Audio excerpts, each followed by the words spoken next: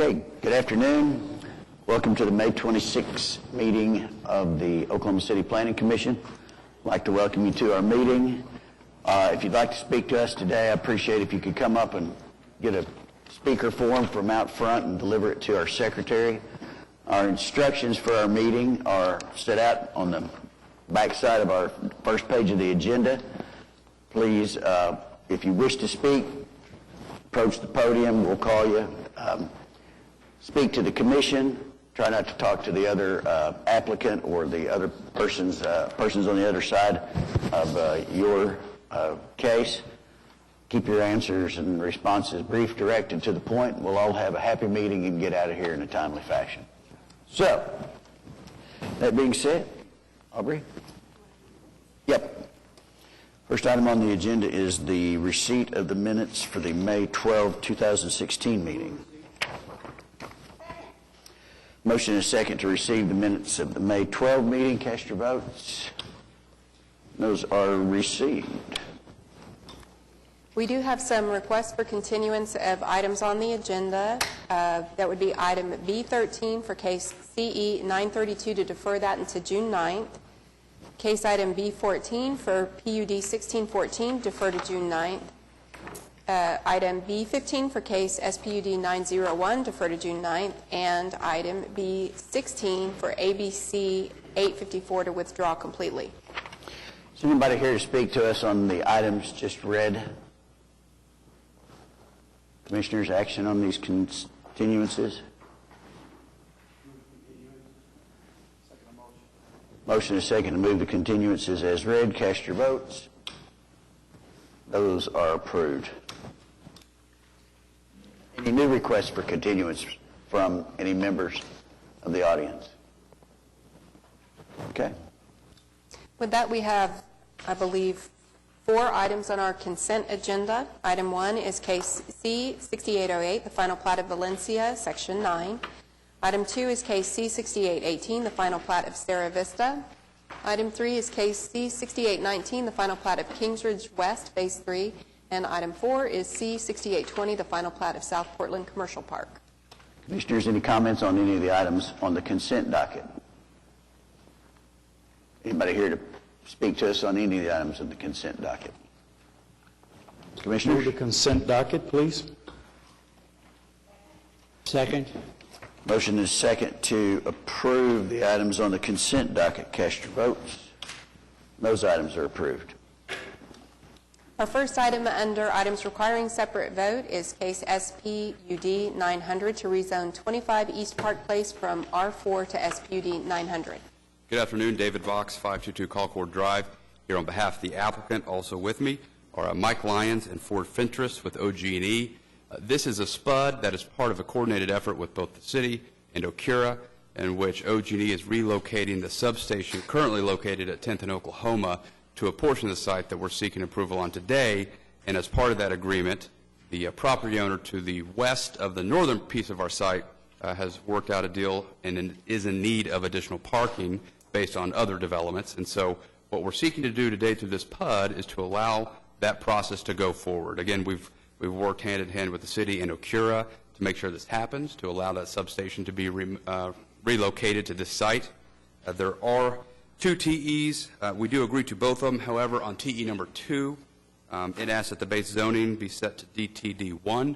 We are okay with that. However, Dennis Vox and Ford Fentress did meet with staff this week, and the request we would have is, based on the contractual obligations we have on the parking lot, that the parking lot not be required to go get DDRC approval. This parking lot has been, again, negotiated with Ocura, everyone else. The landscaping, I think, is sufficient. I've provided an exhibit as per the SPUD. And again, the southern piece will have a substation, which we will work through staff to see if that would need DDRC approval. I believe it could probably be done administratively, but we would agree with that qualifier. So just, I'm not quite clear exactly what the ask is. Help me out. What do you want the parking? Is it the parking lot you want different or the substation that you want different? We agree to the DTD overlay, except that we don't want to have to go with the proposal you see before you to get DDRC approval. Any future buildings that might be built or any future development that might be built on site would certainly require that approval if it was required pursuant to the guidelines as they're drafted now or then. But for purposes of this, we would not request that we would not have to go to DDRC. Commissioners, any comments on that? Nobody's signed up, so.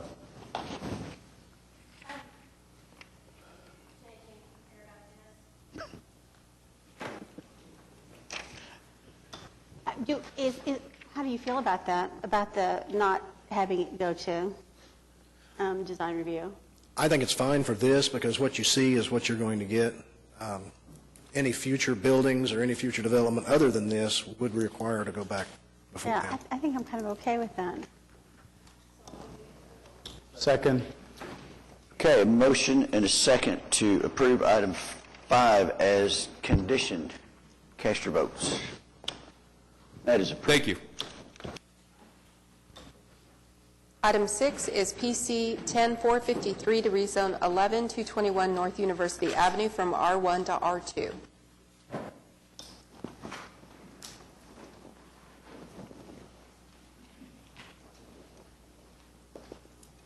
Good afternoon.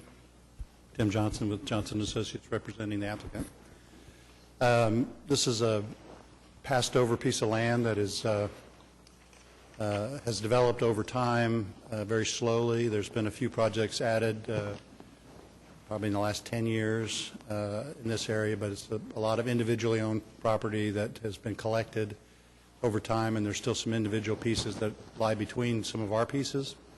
And what our applicant would like to do is change the zoning from the platted R1 as it is today to an R2 zoning to allow for a duplex.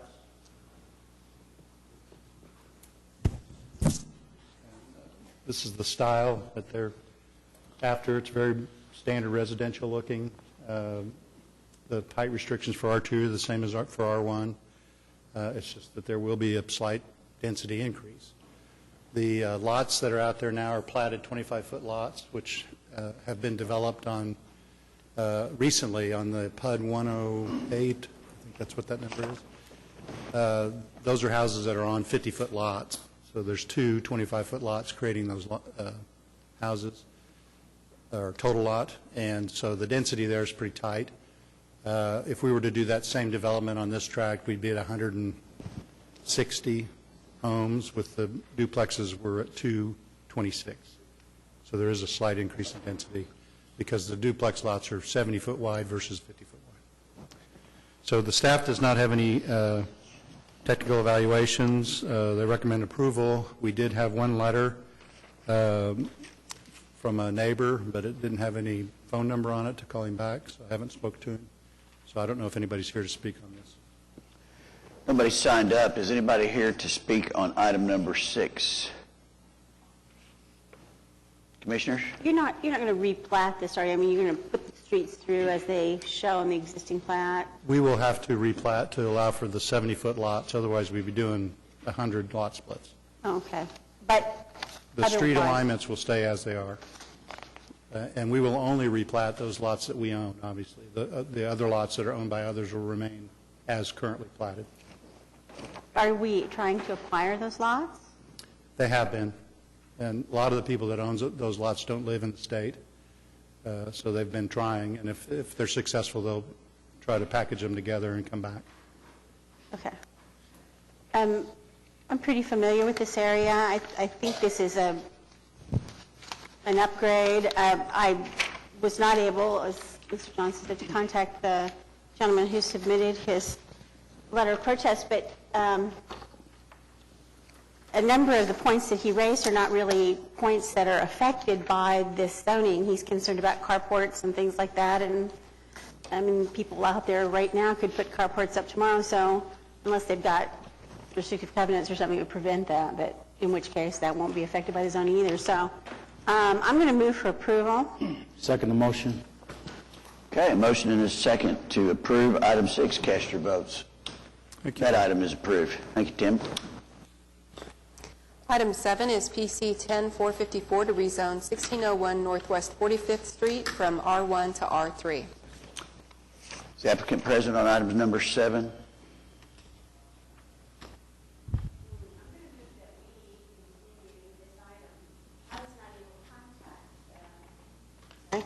wait not able to till the end? contact the Can applicant. give him to so the end? We don't have too much on the docket. We might, That would be fine with me, although I would, there are several folks here to speak on this. oh, there are? Oh, okay. Yeah, there's, Hear from them. yeah, there's, we're not, the applicant isn't present, so hold on here. We're gonna come back to this in a little bit, okay? All right, thank you. We'll move that to the heel of the docket. Item 8 is SPUD 899 to rezone 4407 South Robinson from C2 to SPUD 889.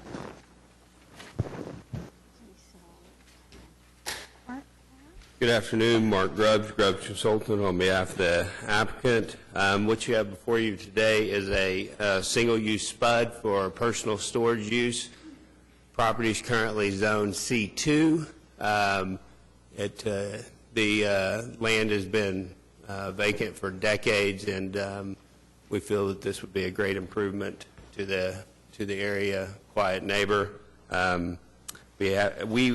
We do agree with the TEs, with the exception on TE number 2. I would just like to make a variation to that in the landscaping code, it allows that 25% of the points within the right-of-way be applied to your total points. We would just ask that 75% be allowed due to the fact that we're surrounded by streets on all sides. So we would just, we don't have any problem with the additional landscaping points. We would just be allowed to put more in the right-of-way. And it would also, on 44th Street, there's some big mature trees that it would give us the ability to try to save some of those. I'd be happy to answer any questions.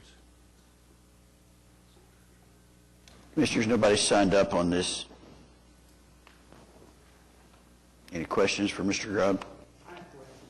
Okay, Commissioner Chairman, Ryan? on the design of these storage units, are you going to have slanted roofs? Pitch roofs?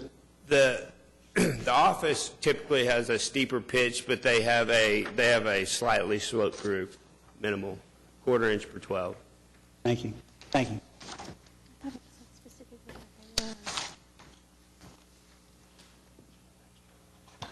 Any other questions, comments for Mr. Grubb? Action on this?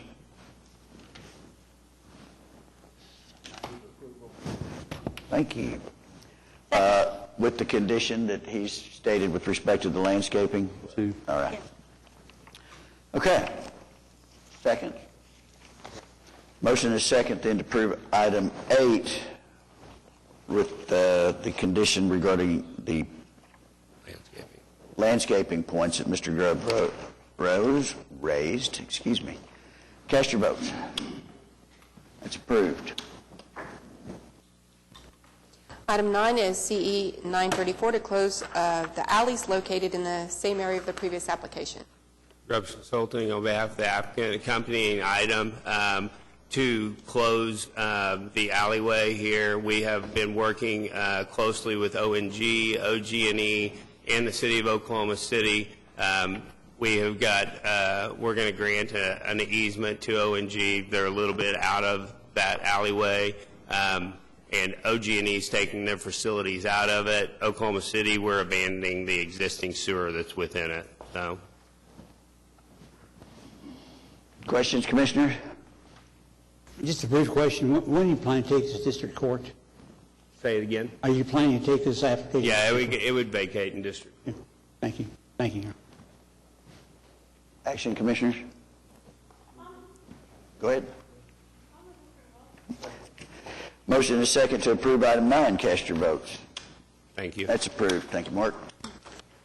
Item 10 is case PUD 1612 to rezone 9600 South Sunny Lane from I-2 to AA. I-2 and AA to PUD 1612. Mr. Hill? Yes. How are you? Hill, D.D. Hill, representing the applicant. We, as you recall, this came before you before as a straight zoning application and was recommended for approval by the staff. But we had some neighbors, surrounding neighbors who showed up and requested that a PUD be done. And you asked for a PUD, and so that we went back and did a PUD, worked with your staff as a part of doing the PUD, and now it's submitted to you for approval. Commissioners, we have two folks signed up to speak to us on this. Do you have any questions of Mr. Hill before they come up? One Okay. last thing, and that is we agree with the summary of technical evaluation to eliminate one of the drives onto Sunny Lane. Okay. Gary Van Noy, would you come up, please, sir? If you would state your name and address for us. My name is Gary Vanoy. I live at 9301 Southern View Drive. It's the Southern View Homeowners Association I'm representing. I don't want to deny anybody from running a business. As you said for the last time we were here, it looks like we're trying to cover up some past transgressions as well, because they've been running this operation about 4 years now commercially on AA property. But reading the PUD submission, the last time you had asked that we go back and discuss it, we did go and discuss with Mr. Brady and went around the property. This kind of a zoning change does have a landscaping and a site-proof fence requirement. The PUD, as it's written, negates all of that and suggests they put in an 8-foot berm. I think they also submitted a topographical map, and if you were able to see that, I don't know if you got that as a PDF or not. But my property drains to the west, which is what the affected property we're looking at here. And if they put a berm in there, then it's going to, I'll tell you right off that the property just barely perks. So any residual water that sits there is just going to sit there, and it'll be hampered from draining by the berm. I had spoken with Mr. Brady and said that I've done this kind of zoning thing before from the other side and dealt with the site-proof fence requirement and lived up to the requirement and put in a site-proof fence, and I think that's what he should do. Initially, he already has put a site or a berm, 8-foot berm behind the properties belonging to my neighbor here, as well as his neighbor to the south, and that particular portion of my property doesn't drain as well anymore. Since the berm went in, we've got an influx of skunks and rabbits and rats and mice and their natural predators, coyotes. And I've got grandchildren, I've got dogs, I've got cats, and I don't want to see them be taken off by these predators. So I don't like the berms. And I think that if the berms were not there and the site-proof fence was there, I wouldn't have as much trouble with the rodents and their natural predators. Okay. Commissioners, any questions for Mr. Vanoy? Thank you, sir. Thank you. Dwayne Hubert? Okay. Thank you, sir. Commissioners, any questions? Mr. Hill, you want to address the comments?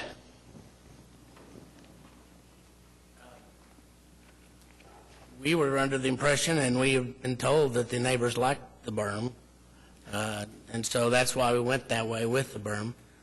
We actually have a card from one of the neighbors thanking us, telling us how much he likes the berm.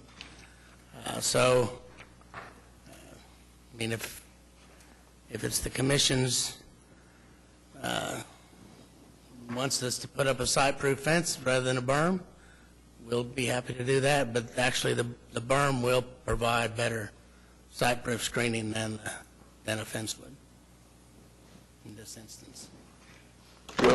Will it take care of the drainage issue?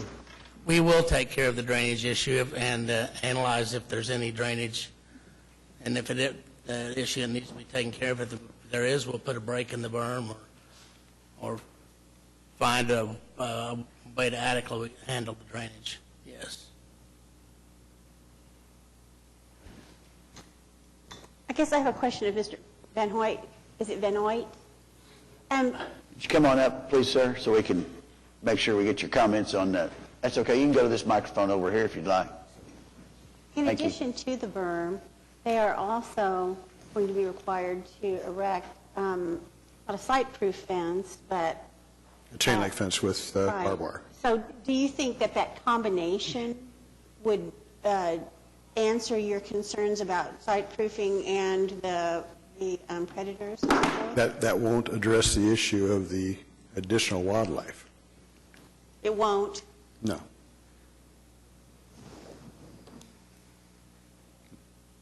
Okay. I will say that, if a berm is required, then additional studies as to the flow of the water in the area would be required as well. Thank you. Back to our old nemesis, drainage. To berm or not to berm? Sorry, that was too easy. Well, I don't have a strong feeling one way or the other. So, I mean, I guess we want to approve the application as submitted, or Randy, I get, you got any thoughts? Yeah, we would rather do the berm, and we've actually started some of the work on it. When we will handle the drainage, whatever's required to take care of the drainage. How high is the berm going to be? It's going to be 8 feet, a minimum of 8 feet.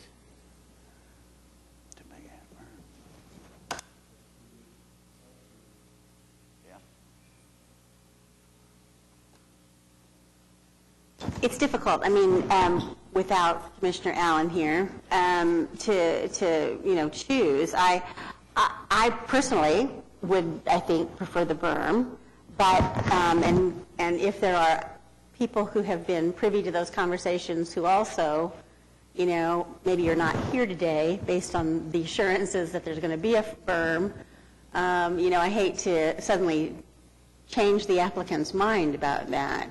I would think that the berm and the cyclone fencing would address the issues of coyotes and things like that, which I know is a real issue. But thoughts, gentlemen? Well, I think staff has looked at this and kind of worked with them to get it where it is. And we had asked them to go back and do the PUD, and staff has worked through it. I don't see any reason why we shouldn't approve it, even though Mr. Hill has expressed that he would, in fact, they would be willing to mitigate any drainage issues, and so I think we should move for approval. So with that, I move for approval. Okay.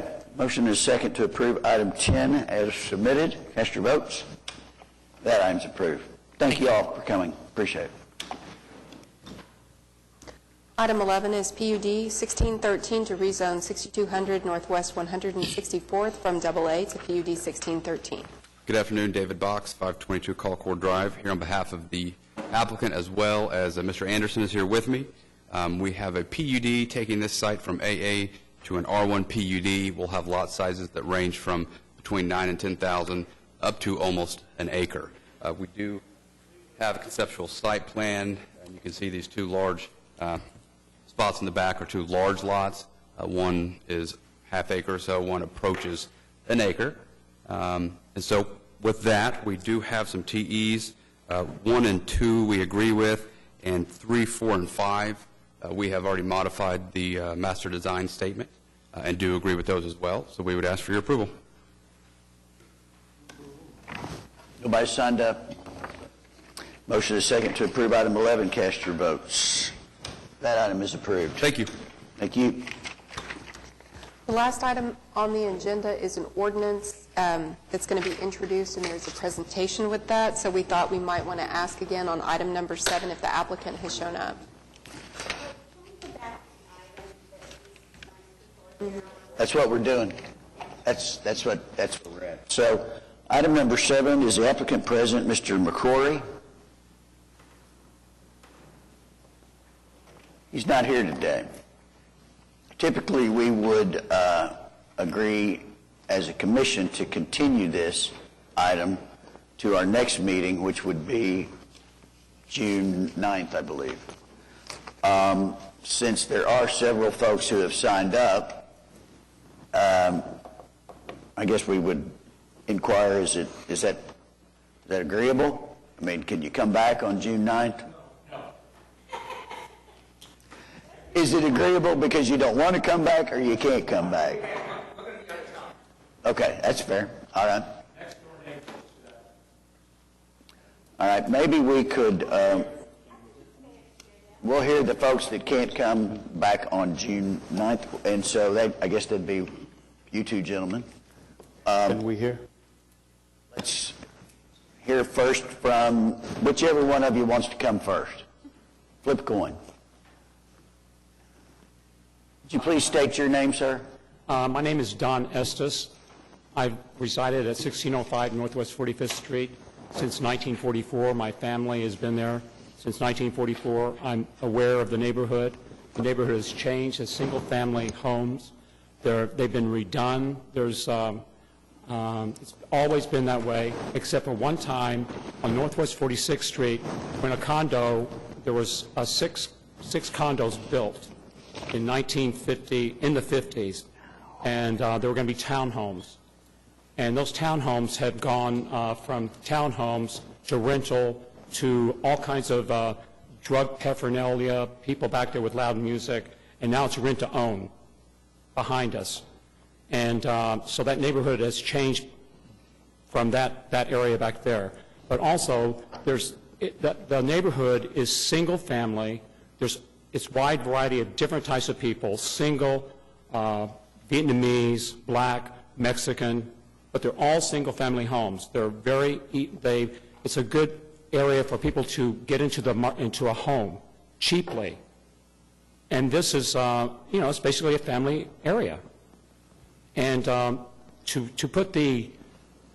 do the zone into a duplex right next door, and you don't know if it's going to be a rental, if it's going to be townhomes.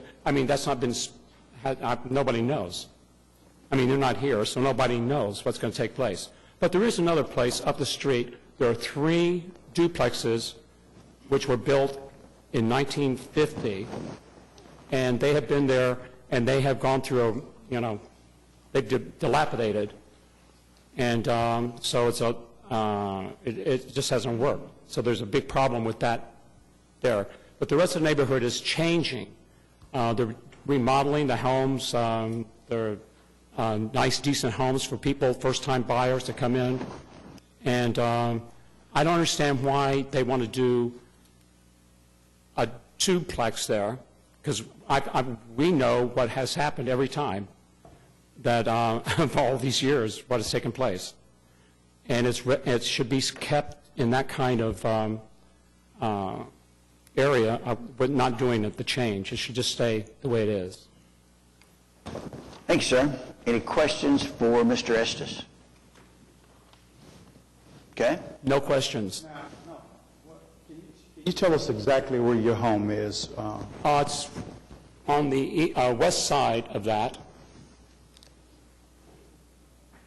right next door. The right next door. The first. Absolutely. Okay. And the townhomes are right behind me that stretch for, there's 6 of them. Okay. And right now, those properties are rent to own, and so they don't take care of the property. So it's like in limbo. They're in there, they rent the place, but they don't take care of anything. So it just keeps going down and down and down, while the neighborhood is revitalizing itself, but you have these sore spots right there. So basically, that's what it's all about. It should just stay the same. It's a neighborhood, It's not somebody coming in from Edmond or Las Vegas buying up the property and changing something. They're not going to live there. All they want to do is, make money. Basically, that's what it is. Well, this is a neighborhood of families, single people, and all different kinds of people live in that area. Understood. Thank you, sir. Sir? What's your name, please? Good afternoon. My name is Norman Began. I live at 1605 Northwest 45th Street also. I just have a couple of things to add. Our house is 11 feet. I submitted an email to the commission with photos of the houses on the block. I don't know if you received those. May I bring these up? Please.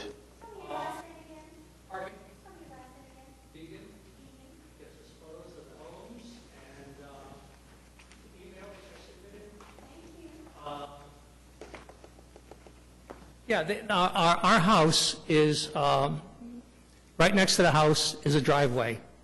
11 feet from the house, the width of the driveway, is where the property line is. And so these proposed duplexes would be 11 feet from our home. And as Don mentioned earlier, the houses in the back, the 6 duplexes, have deteriorated over the course of time. The fence, nice wooden fence when they put it up, is practically non-existent now, and 2/3 of it is gone. It's not like there's a shortage of residences in the area. I mean, half a block up the street, there's a house for rent. 1 block south on 44th Street and half a block up, there's a house for sale.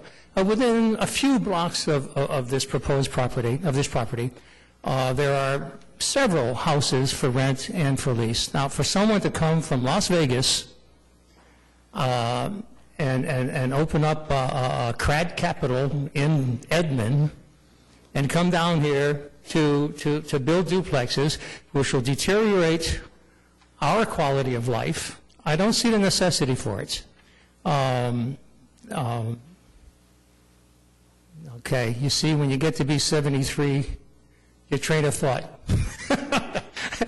is not so great. But anyway, I guess that covers it. There are plenty of places there without deteriorating our quality of life. So for someone's profit motive, I mean, let them build within the zoning requirements that are there already.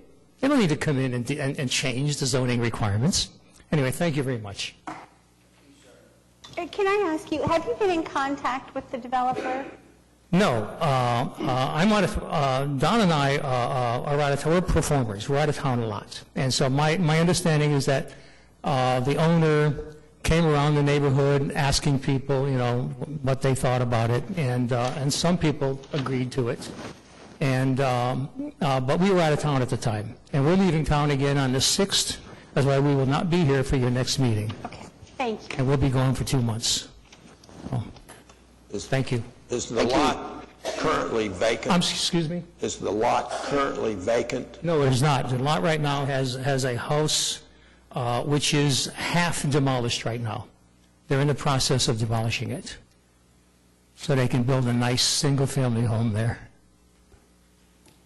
Is this the house, is this the lot where there was, in addition to the house, a sort of, I don't know whether it was a converted garage or just a sort of overgrown shed behind it? Was there another structure on this property? Other than just a storage shed, no. Okay. Thank you. Thank you, I appreciate it.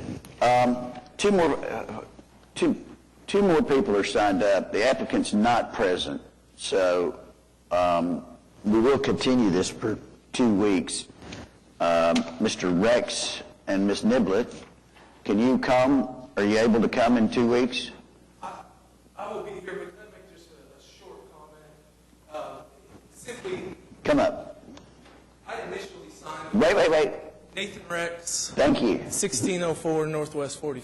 All right, now we can go. And I'll make this very brief. I initially signed their petition to agree to the change before fully understanding the change. And simply, I will be here on the 9th, but I just wanted to revoke my signature on that petition. Okay, thank you. Thank you.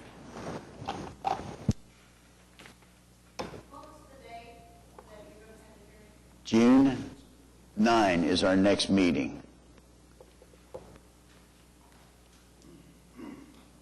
And if you'd like to come, any of you that, certainly you're welcome to come back and speak to us on June 9th when hopefully the applicant will show up. Okay? Commissioners, action on this? Do we have to... I would like to request that each of you make sure that one of the staff members here today has a contact number for you, a way that we can get in touch with you, just in case something happens between now and June 9th and we don't have that hearing, and you might save yourself a trip down here. Thank you. In the meantime, I'm going to move that we continue this until the 9th of June. Motion is second to continue item 7 until June 9. Cast your vote. That's continued. Thank you all for coming down. Appreciate it. And item 12 is an ordinance. You can get your pictures also. Oh. Did you want your pictures back? No. Okay. I'll hold on. Thank you. Item 12 is an ordinance to be introduced and set for public hearing on June 23rd. This is an ordinance proposing amendments to the Bricktown Core Development District. And here to walk us through a presentation is Sarah Welch from the Planning Department. Good afternoon, Commissioners. Sarah Welch, Planning Department. With me today also is Lisa Chronister, who manages our current planning and urban design division, and also Michael Philbrick in the back, who is staff to our Bricktown Urban Design Committee. This is a proposed ordinance we're introducing today. It affects Chapters 3 and Chapter 59 of the Municipal Code. Chapter 3 relates to signs, and Chapter 59 relates to zoning. The area that it would affect is what you see shaded here. It's the BC Bricktown Core Development District, so anything zoned BC is what I'll be talking about. A little background on the ordinance. The ordinance began to draft the ordinance back in 2014, and at that time it was really just to address some of the topics that had come about day to day in review of projects from both staff's perspective and the committees. And then, as you may remember, last summer we adopted the Downtown Development Framework, the DDF is what you'll hear me say. And there's a lot of recommendations in there that affect Bricktown, and so we were able to update the ordinance as we went along to address some of those. The Bricktown Urban Design Committee has seen this multiple times. They have had a workshop specific to the ordinance and have ultimately recommended approval to you and to the City Council on the ordinance. And then most of you attended a Planning Commission Urban Development Committee meeting where we also got approval to set this for introduction. Running through some of the changes, the first thing that would affect would be Chapter 3 regarding signs. This is signs only within the BC district, and really organizes the signs for Bricktown all in one place. It talks about prohibited signs, adds residential sign standards for residential uses, which didn't exist before, because now we need it now. We have residential coming into Bricktown. And talks about just the number of signs, maximum display area for each type of sign. Okay. It also affects Chapter 59, which is our zoning code.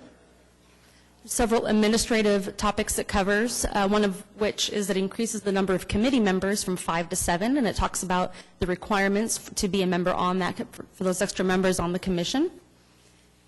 It also references the Downtown Development Framework that, after adoption by council, the Bricktown Urban Design Committee actually adopted the DDF as a supplemental guideline for them. So we're referencing the DDF within our code.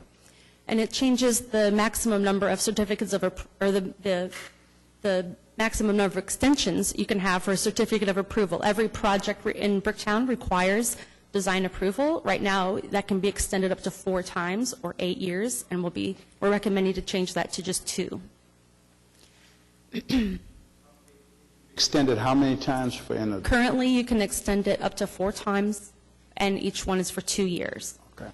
So you could have a project that 8 years from now is still valid. Is that correct? Right. Yes. We're recommending to change that to 2 extensions. 4 years total? 4 years. 4 years extra on top of from your original.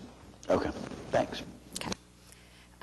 The DDF recommends changing the Bricktown area into divide it into 2 sub-districts, so we're recommending that, West Bricktown and East Bricktown, divided by Joe Carter. And then there's changes proposed to the bulk regulations. Your bulk regulations cover things like building height, lot coverage. In this case, it also addresses things like street transparency, and we're also establishing a new minimum height, and the minimum height will depend on if you're in West Bricktown or East Bricktown. Additionally, in the DDF recommends, has really some regulations or some guidelines that are determined by the type of frontage you're on. So in Bricktown, we have commercial frontages and mixed-use frontages, and that would determine things like building entrances and transparency.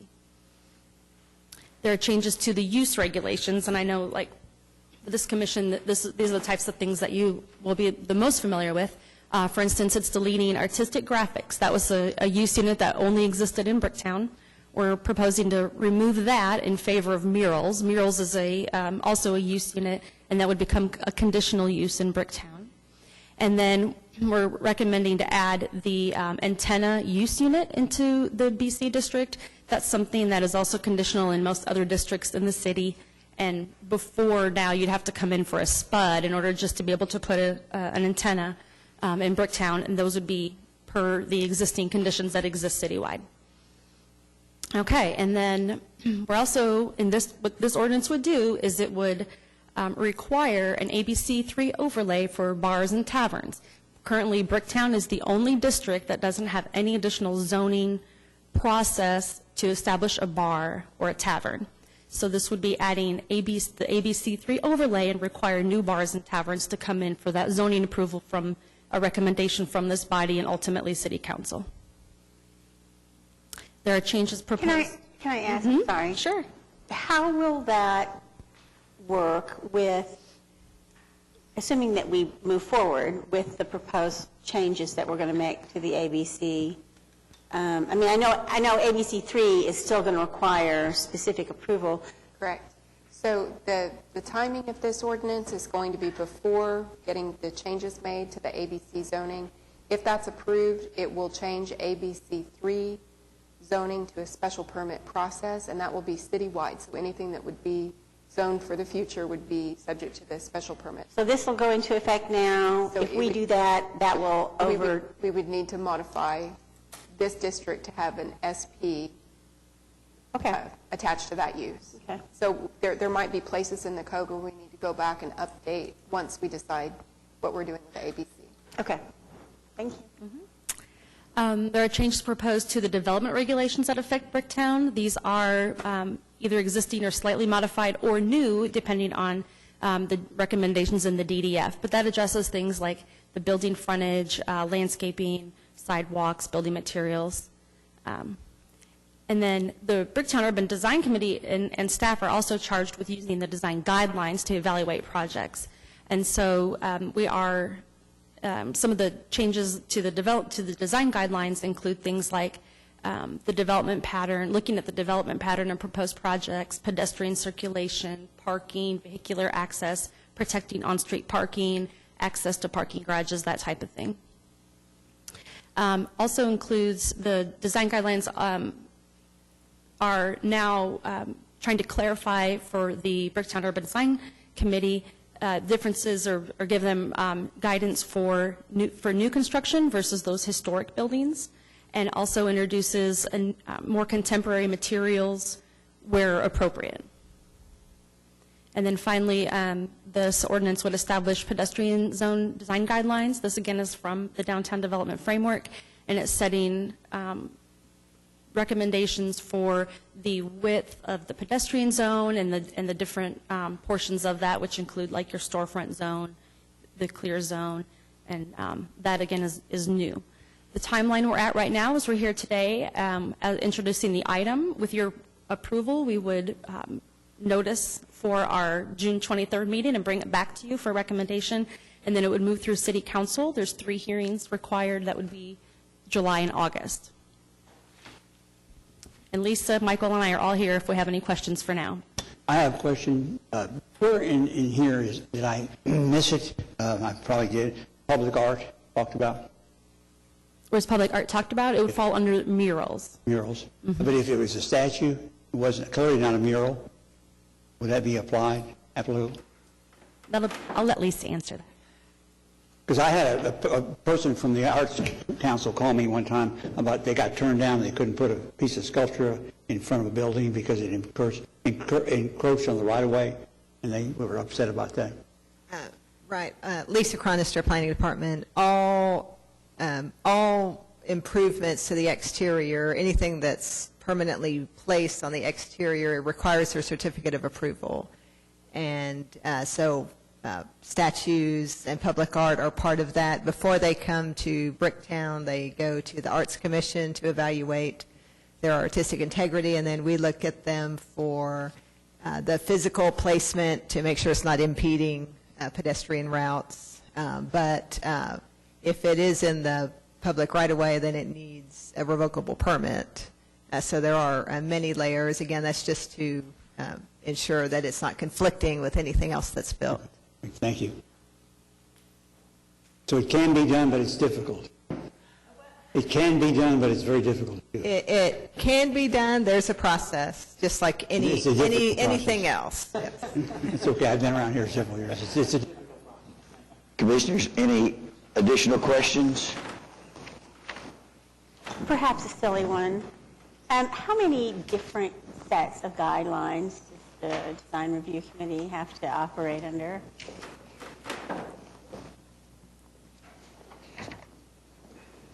Bricktown, or you're asking generally? Generally. We're about to add one here to them, I gather. So we have 6 design review districts, HP, Stockyards, Bricktown, Urban Design, Downtown, and Scenic River. Each of them has their own guidelines that are embedded in their part of the ordinance. This is a proposed update to Bricktown. So Bricktown already has design guidelines. This is an update to those. Each, you might be thinking, each of those at various times has adopted other supplemental guidelines. This seeks to capture a lot of those, but things like building conservation guidelines have been adopted independently by various committees. I might add to that, too, is that I think you might remember the Downtown Streetscape Master Plan, which really was one of the documents that helped us with our Downtown Project 180 streetscapes. That master plan is being replaced by and has been updated by the Downtown Development Framework Plan. So now the Downtown Development Framework Plan had called for some of the specificity and treatments on ground floor frontage and pedestrian zones. It's going to be a framework that we're going to start integrating into the codes of all of our downtown districts, Bricktown being the first one. So this code update eliminates the reference to the Downtown Streetscape Master Plan, replaces it with the Downtown Development Framework, and then those guidelines from the framework are being updated in the code. Commissioners, we need a motion to set for public hearing on June 23rd. Second motion. Okay. Motion is second to set for public hearing on June 23rd. Cast your votes. That's set. Thank you. The remainder of the items are either continued or withdrawn. Thank you. All right. Any Planning Commission committees? Members? Planning Department? Development Services? Municipal councilors? Citizens? Other business? Motion to adjourn? Okay, we're adjourned.